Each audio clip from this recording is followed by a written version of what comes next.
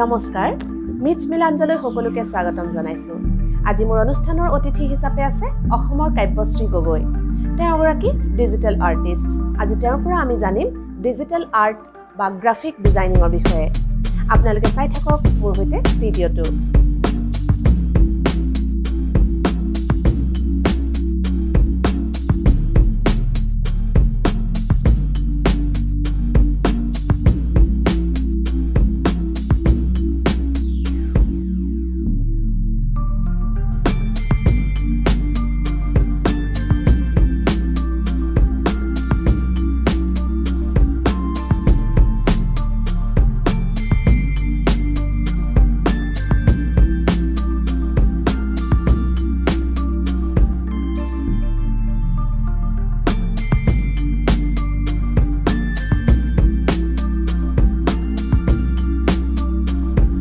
কাব্যশ্ৰী তোমাক মোৰ অনুষ্ঠানলৈ আদৰ সম্ভাষণ জনালো নমস্কাৰ আপোনালৈ অশেষ ধন্যবাদ মোক চেনেল দিলৈ নিমন্ত্ৰণ কৰাৰ বাবে তোমাৰ বিষয়ে অলপ জনোৱাচোন তোমাৰ সবিশেষ পৰিচয়টো তুমি ক'ত থাকা কি কৰি আছা এই সকলোখিনি এবাৰ জনাই দিয়া মোৰ নাম কাব্যশ্ৰী গগৈ মোৰ ঘৰ ডিব্ৰুগড় জিলাৰ টিংখং ধমনত বৰ্তমান ঘৰতে আছোঁ লকডাউনৰ বাবে ডিজিটেল আৰ্টৰ তুমি কিবা প্ৰশিক্ষণ লৈছা নেকি হয় আনুষ্ঠানিক শিক্ষা মই বৰ্তমান গুৱাহাটীৰ এখন private institute image institute of animation and photography তাতে আনুষ্ঠানিকভাৱে শিক্ষা গ্ৰহণ কৰি আছোঁ মোৰ কোৰ্চটো 1.5 বছৰীয়া বৰ্তমান লকডাউনৰ বাবে ঘৰলৈ উভতি আহিবলগীয়া হ'ল মই নৱেম্বৰত এডমিশ্যন লোৱা হৈছিলে মোৰ বৰ্তমান 3 মাহ ক্লাছ কৰাৰ পিছতে মই এতিয়া ঘৰত আছোঁ হয় ডিজিটেল আৰু ট্ৰেডিশ্যনেল বা মেনুৱেল আৰ্ট ফৰ্মৰ মাজত পাৰ্থক্যটো কি বাৰু মেনুৱেল আৰ্ট হৈছে যেতিয়া আমি কোনো এটা ছাৰফেচ মানে আপোনাৰ এটা কেনভাছ হওক বা এখন পেপাৰ হওক বা এটা ৱাল হওক বা যিকোনো ধৰণৰ ছাৰফেচত যেতিয়া আমি কালাৰ এপ্লাই কৰোঁ কালাৰ্ছ এক্ৰিলিক কালাৰ হওক বা ৱাটাৰ কালাৰ হওক ক্ৰেয়নছ বা পেঞ্চিল কালাৰ্ছ যিকোনো ধৰণৰ কালাৰ্ছ আমি এপ্লাই কৰি তাত যেতিয়া নিজে হাতেৰে অঁকা হয় সেয়া মেনুৱেল আৰ্ট বুলি কোৱা হয় আৰু ডিজিটেল হৈছে যেতিয়া আমি ডিজিটেল মাধ্যমেৰে যেনে লেপটপৰ দ্বাৰা বা আইপেড তেনেকৈ যেতিয়া আমি আঁকো তাতো কেনভাছে থাকে আজিকালিতো মোবাইলতো আঁকিব পাৰি কিছুমান এনেকুৱা মোবাইল এপ ওলাইছে য'ত আমি তাতে পেইণ্ট কৰিব পাৰোঁ সেই ডিজিটেল মাধ্যমেৰে কৰাবোৰক ডিজিটেল আৰ্ট বুলি কোৱা হয় য'ত কালাৰ্ছৰ তাত কোনো লিমিট নাথাকে কালাৰ্ছ তাতে অলৰেডি এভেইলেবল থাকে ব্ৰাছ আপোনাৰ যিকোনো ধৰণৰ পেঞ্চিলছ বা আমি যেনেকৈ মেনুৱেলি সেই বস্তুবোৰ বিচাৰিবলগীয়া হয় বা কিনি আনিবলগীয়া হয় তেনেকৈ ডিজিটেলত আপোনাৰ সেই সকলো সুবিধা অলৰেডি আপোনাৰ সেই এপটোতে থাকে আমি যেতিয়া লেপটপত কৰোঁ তেতিয়া এডব ইলাষ্ট্ৰেটৰ বা ফটোশ্বপত কৰা হয় তো তাতে আপোনাৰ সকলোখিনি বস্তুৱে তাত থাকে কালাৰ্ছ এণ্ড ব্ৰাছেছ এণ্ড এভৰিথিং তাতে পোৱা যায় তাতে আৰু তাৰ থ্ৰুৱেদি আমি এখন আৰ্ট আঁকিব পাৰোঁ ডিজিটেল আৰু মেনুৱেলৰ আৰ্টৰ ডিফাৰেঞ্চ বহুতখিনি আছে কাৰণ মই এজ এ এক্সাম্পল দিছোঁ যেতিয়া আমি এটা আৰ্ট মেনুৱেলি কৰোঁ সেই মেনুৱেল আৰ্টটোৰ চাইজ আমি যদি 2 ফিট বাই 2 ফিট তেনেকৈ লওঁ সেই একেটা আৰ্টেই আমি আৰু এটা যদি বিচাৰোঁ তাৰ আৰু এটা কপি যদি বিচাৰোঁ সেইটো আকৌ এবাৰ আমি হাতেৰে কৰিব লাগিব একেধৰণে কৰিব লাগিব যেনেকৈ আমি কৰিছিলোঁ যোনটো আৰ্ট আমি 2 ফুট বা 2 ফুটৰ আৰ্টটোত কৰিছোঁ তেনেধৰণে আৰু তাতকৈ সৰু চাইজ বা ডাঙৰ চাইজ লৈ তেনেধৰণে আমি কৰিব লাগিব আৰু সেই দুটা আৰ্টত বহুতখিনি তাত ডিফাৰেঞ্চেছ আহি যাব মানে আপুনি যদি এটা আৰ্ট এখন মেনুৱেলি যদি এটা আৰ্ট কৰে সেই একেখিনি কালাৰ্ছ বা একেখিনি এফৰ্টে আপুনি ইখনত দিব নোৱাৰিব পাৰে বা যিখন আপোনাৰ কপি বিচাৰিব কৰিব বিচাৰিব সেইখনত একেই নহ'ব পাৰে কিন্তু ডিজিটেলত সেয়া কোনো প্ৰব্লেম নাই আমি এটা আৰ্ট একদম সৰু চাইজৰ পৰা একেবাৰে ডাঙৰ চাইজৰলৈকে আমি পাব পাৰোঁ তাৰ চাইজটো যেতিয়া ইনক্ৰিজ কৰিম আমি তেনেকৈ এখন ডাঙৰ আৰ্ট আমি কেনভাছত উলিয়াব পাৰিম কিন্তু মেনুৱেলত সেয়া কৰিব নোৱাৰি বিশেষ ডিফাৰেঞ্চ সেইখিনিয়ে হয় ডিজিটেল আৰ্টৰ এৱেৰনেছটো কেনেকুৱা মানুহৰ মাজত we are on the developing stage right now so jiman resources ami provide koribo parim himane ami result bhal pam and graphics designing is a very different work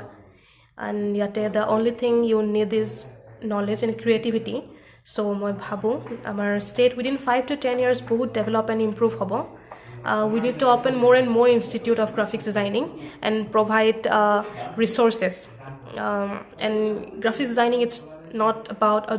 doing a job it's a passion and who loves it will definitely be successful if he uses the help of experts and get helps আমাৰ কাণ্ট্ৰিৰ graphics ডিজাইনিঙৰ ক্ষেত্ৰত বহুতখিনি আগবাঢ়িছে for example 2012ত release হোৱা এখন movie ৰাৱান য'ত VFX বহুত ধুনীয়া VFX তাত ইউজ কৰা হৈছিলে এণ্ড এট দেট টাইম ইণ্ডিয়াৰ ফাৰ্ষ্ট VFX ফুল মুভি আছিলে সেইখন এণ্ড আমাৰ কাণ্ট্ৰি কেইটামান জেগাত বহুত আগবাঢ়ি গৈছে বাট আমি যেতিয়া আমাৰ ষ্টেটলৈ আহি চাওঁ then we are far behind from that stage because আমাৰ ইয়াতে ৰিচ'ৰ্চেছ নাই এণ্ড মানুহৰ এৱাৰনেছো নাই চ' আমি যদি এৱাৰনেছ বঢ়াব লাগে graphics in north east we need new courses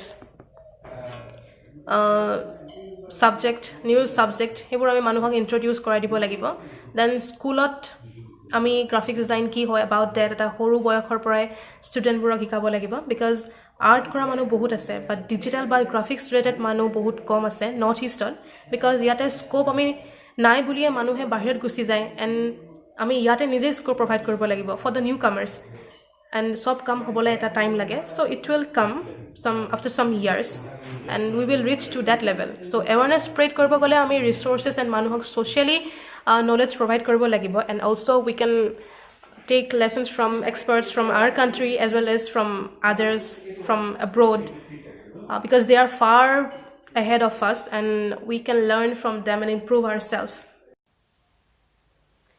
digital আৰ্টৰ কেৰিয়াৰ স্কোপ কি আছে বাৰু বা ডিজিটেল আৰ্ট শিকাৰ পিছত কিদৰে আগবাঢ়িব পাৰিব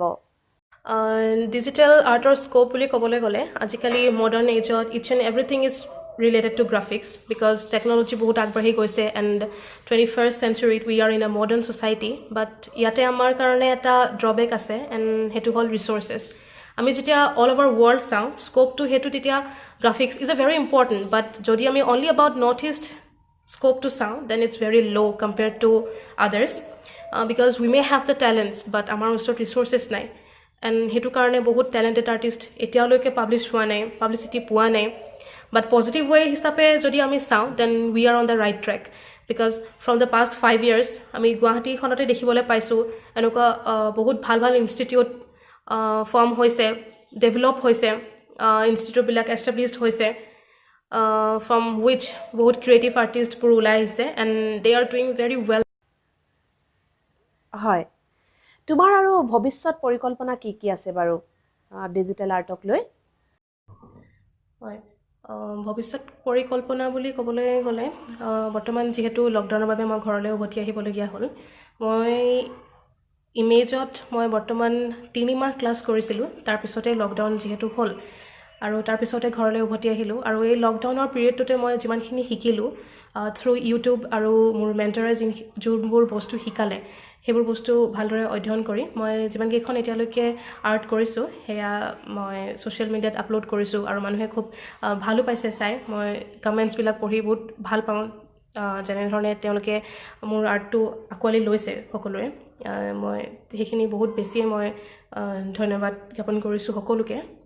আৰু ভৱিষ্যত পৰিকল্পনা মানে মই এতিয়া গ্ৰাফিক্স ডিজাইনিঙত যিহেতু মাত্ৰ 3 মাহ সময় মই অধ্যয়ন কৰিছোঁ আৰু বহুত শিকিবলৈ বাকী আছে এতিয়াও মই যিমানটো শিকিছোঁ সেয়া একোৱেই নহয় আৰু ইয়াৰ পিছত যিহেতু মোৰ শিকিবলগীয়া আৰু বহুতেই আছে এনিমেশ্যন আৰু গ্ৰাফিক্সত মই আশা কৰিছোঁ যাতে মই ইয়াৰ পিছৰখিনিও ভালদৰে আগবঢ়াই লৈ যাব পাৰিম যিহেতু মোৰ পেশ্যন এইটোৱে হয় সেইবাবে মই আশা কৰিছোঁ যাতে মই ভালদৰে সকলোখিনি কাম মই কৰিব পাৰোঁ আৰু আৰ্ট কৰা হেঁপাহ সৰুৰ পৰাই আছিলে আৰু ডিজিটেল মাধ্যমটোত মই নতুনকৈহে আহিছোঁ এতিয়া চেষ্টা কৰিছোঁ যাতে আৰু ভাল কৰি যাব পাৰোঁ হয় ডিজিটেল আৰ্ট যদি কোনোবাই শিকিব বিচাৰে কিদৰে আগবাঢ়িব পাৰিব বা ক'ত শিকিব পাৰিব ব্যৱস্থাবোৰ কেনেকুৱা অকণমান জনাই দিয়াচোন এণ্ড কাৰোবাৰ যদি শিকিবলৈ মন থাকে the first thing is to choose the line of work because graphics designing is the vast subject yate different type of chapters ase like kisumane web design kore kisumane coding kore kisumane animation and like that it goes on firstly he should know what he wants to do তাৰপিছত information গেডাৰ কৰি ভাল institute এখন য'ত এই ছাবজেক্টটো শিকায় তাতে শিকিব পাৰিব এণ্ড দেন কামছ প্ৰেক্টিছ চব বস্তু এটা টেকনিক আছে চ' ওৱান্স আমি কামটো কৰা টেকনিক গম পাই যাওঁ দেন আমাৰ কাৰণে সেইটো কাম কৰা ইজি হৈ পৰিব এণ্ড ভালদৰে আমি আগবাঢ়িব পাৰিম এণ্ড মানুহে এটা কাম কৰিবলৈ খুব বেছি ইচ্ছাৰ প্ৰয়োজন হয় আৰু সেই কামটো কৰিবলৈ ইচ্ছা যদি আমি খুব কম সময়ৰ কাৰণে লওঁ তেনেহ'লে তাত ছাকচেছফুল হোৱাৰ আশা একেবাৰে নাই যদি আৰ্ট কৰাৰ মন আগৰ পৰাই আছে বা বহুত বেছিয়ে আছে তেনেহ'লে নিশ্চয়কৈ তেওঁলোকে সফল হ'ব পাৰিব যদি ভাল মেণ্টৰ বা গাইড পোৱা হয় কাব্যশ্ৰী অশেষ ধন্যবাদ তুমি আজি মোৰ অনুষ্ঠানৰ অতিথি হিচাপে উপস্থিত থাকিলা আৰু আমাক ডিজিটেল আৰ্ট বা গ্ৰাফিক ডিজাইনিং এইবোৰৰ বিষয়ে যথেষ্টখিনি জনালা তোমাৰ আগন্তুক সময়ছোৱাৰ বাবে মোৰ ফালৰ পৰা আন্তৰিক শুভকামনা থাকিল তুমি আগুৱাই যোৱা আৰু ভাল লাগিলে তোমাৰ সৈতে কথা পাতি ধন্যবাদ আপোনালৈ ধন্যবাদ জ্ঞাপন কৰিছোঁ মোক এখন সুবিধা দিয়াৰ বাবে আৰু আশা কৰিছোঁ যাতে আপোনাৰ এই চেনেলটিৰ পৰাই নতুন প্ৰজন্মই যাতে নিজৰ প্ৰতিভা বিকাশৰ